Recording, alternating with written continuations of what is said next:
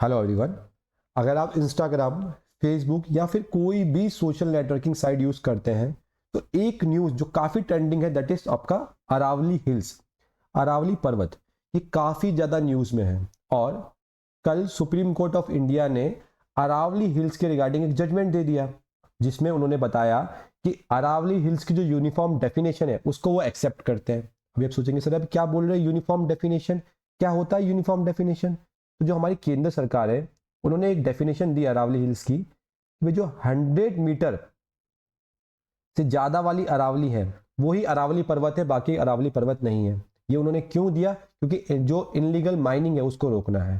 ठीक है, तो इस डेफिनेशन के अनुसार अगर कोई पर्वत श्रृंखला है जिसकी ऊंचाई 100 मीटर से ज़्यादा है, अरावली पर्वत श्रृंखला उसकी ऊंचाई अगर 100 मीटर से ज़्यादा है तो वो अरावली पर्वत है, अदरवाइज वो अरावली पर्वत नहीं है। ये भी पूरे देश में मामला चल रहा है।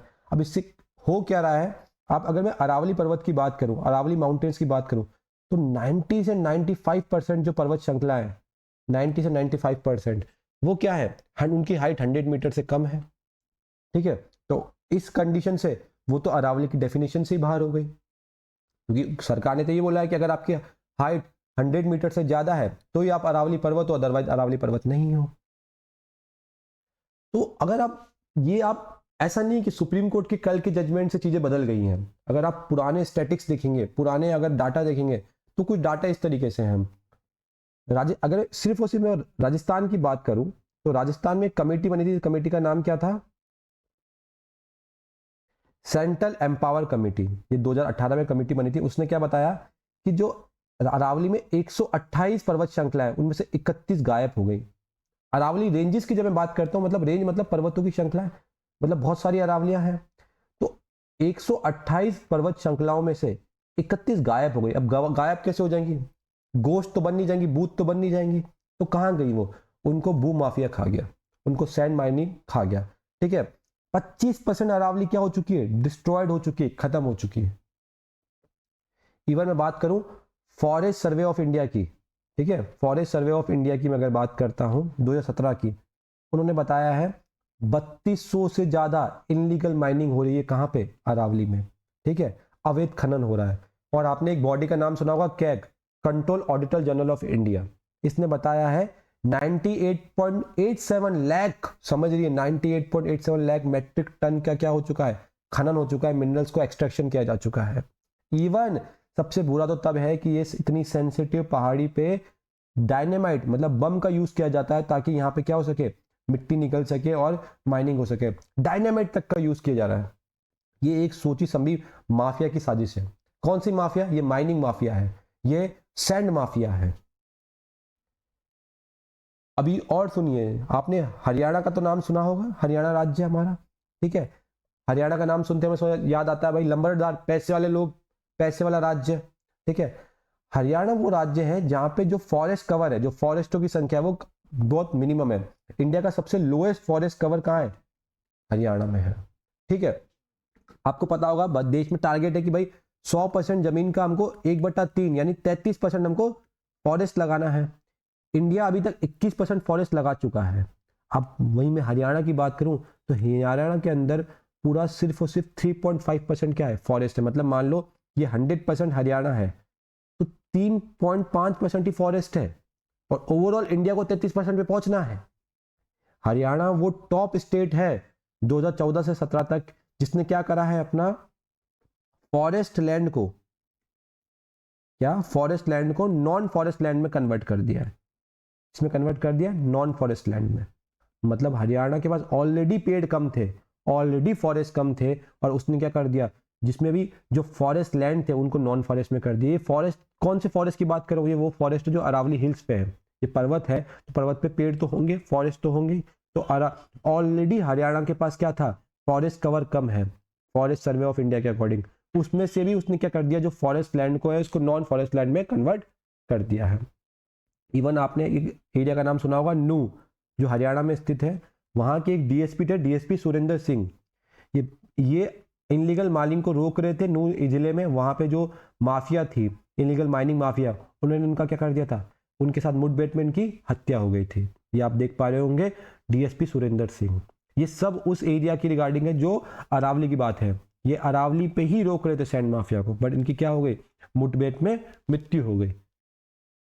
राजस्थान की अगर मैं बात करूं तो आपने अभी तो रॉयल्टी का कंसेप्ट नहीं है, पर 2020 तक रॉयल्टी मिलती थी। किससे रॉयल्टी मिलती थी, जो ये माइनिंग कंपनीज होती थी उनसे राजस्थान को 5,000 करोड़ एनुअली क्या मिलता था, माइनिंग रॉयल्टी मिलता था। और आपको मैं थोड़ी देर पहले बता चुका हूं 31 पहाड़ तो काट दिए, खत्म हो गए, पता नहीं कहां चले गए।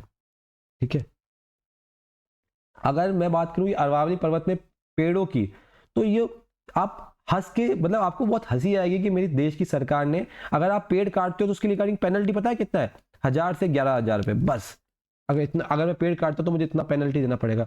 ये कोई पेनल्टी हुआ? एक पेड़ को ग्रो होने में कितने साल लग जाते हैं, जो पेड़ होते हैं वो कितने ज्यादा इंपॉर्टेंट है एक इकोलॉजी के लिए, पर आपने अगर उसको काटा तो आपको सिर्फ और सिर्फ 1,000 से 11,000 तक ही जुर्माना देना है बस। अब बात कर लेते हैं अरावली इतनी इंपॉर्टेंट है क्यों, क्या रीजन है। पहली बात तो आपको पता होगा अरावली की जो एज है वो बहुत हिमालयन से पुरानी है। इवन बोला तो जाता है जब आइस था, आइस मतलब जब पूरा पृथ्वी बर्फ थी, तब जब ज्वालामुखी फटा था, ज्वालामुखी फटा था, तब सबसे ओल्ड माउंटेन कौन था, अरावली था। इवन भारत के होने से पहले, इंडियन सबकॉन्टिनेंट होने से पहले भी हमारे पास क्या था, अरावली था। एक वॉल्केनो था, वॉल्केनो का नाम क्या था, मलानी वॉल्केनो, जो 750 मिलियन ईयर्स अगो, समझ रहे हैं, 750 मिलियन ईयर अगो, मिलियंस मतलब 10 लाख मिलियन ईयर अगो भी क्या थे, हमारे अरावली थे। जहां पे हम बात करते हैं लाइफ की स्टार्टिंग होती है, लाइफ की स्टार्टिंग कह रहा हूं मैं, इंसानों की स्टार्ट की बात नहीं कर रहा हूं, जब पहली बार मल्टी सेलुलर ऑर्गेन बने थे, मल्टी सेलुलर मतलब जिसमें बहुत सारे सेल्स हो, जब पहली बार लाइफ की एग्जिस्टेंस हुई थी तब अरावली था। आज अरावली है तो भारत का ऐसा शेप देखने को मिलता है हमारे को। अरावली एक संस्कृत शब्द है, इसका अर्थ होता है अरावली, मतलब लाइन ऑफ पीक, पर्वतों की श्रृंखला को हम अरावली कहते हैं। इतनी पुरानी ये श्रृंखला है, और इवन माना यह जाता है जो आज अरावली आप देख रहे हैं उसकी हाइट बहुत कम है, पर किसी टाइम इनकी जो हाइट है वो हिमालय से भी ज्यादा हुआ करती थी। आज ये 4 राज्यों के अंदर स्थित है। एक गुजरात से स्टार्ट होता है, फिर राजस्थान, फिर अपना दिल्ली और हरियाणा। ठीक है, तो ये इसका डायरेक्शन है। क्लाइमेट वाइज अगर मैं बात करूं, अगर ये बेटा अरावली यहाँ पे ना होती ना, तो ये जो थार डेजर्ट है जो वेस्टर्न राजस्थान में जैसलमेर बाढ़ वाला रीजन, वो ईस्टर्न साइड पे जाता, उसका प्रभाव आपको हरियाणा में देखने को मिलता, दिल्ली रीजन में देखने को मिलता, दिल्ली एनसीआर में देखने को मिलता, इवन मध्य प्रदेश तक में देखने पड़ता है। ये आपके थार डेजर्ट है उसको रोकता है। इवन शिमला और नैनीताल जो इतने ग्रीन एरिया है, वो इसलिए ग्रीन है क्योंकि हमारे यहाँ पे क्या है, अरावली है। अरावली क्या करता है, जो ये वीक क्लाउड्स होते हैं, कमजोर क्लाउड्स होते हैं, उनको गति प्रदान करता है। ठीक है, बहुत सारी सब Himalayan reverse like Indus, like Ganga, ये उनको क्या करता है, वाटर सप्लाई करता है, नेचुरल बैरियर का काम करता है, थार डेजर्ट को ईस्ट साइड आने से रोकता है, मरुस्थल को रोकने का काम करता है। ठीक है, इवन आपने सुना होगा विंटर्स में जब अपना सर्दियां आती है तब वेस्टर्न डिस्टर्बेंस आता है। ठीक है, उस वेस्टर्न डिस्टर्बेंस को रोकने का काम करता है, कोल्ड विंड्स को रोकने का काम करता है। अब बहुत बड़ी बड़ी रिवर्स लाइक लूनी रिवर का आपने सुना होगा, लूनी रिवर कहां से निकलती है, अरावली से। बनास रिवर जो यमुना के ट्रिब्यूट थी, बड़ी बड़ी रिवर्स का ओरिजिन यहां से होता है।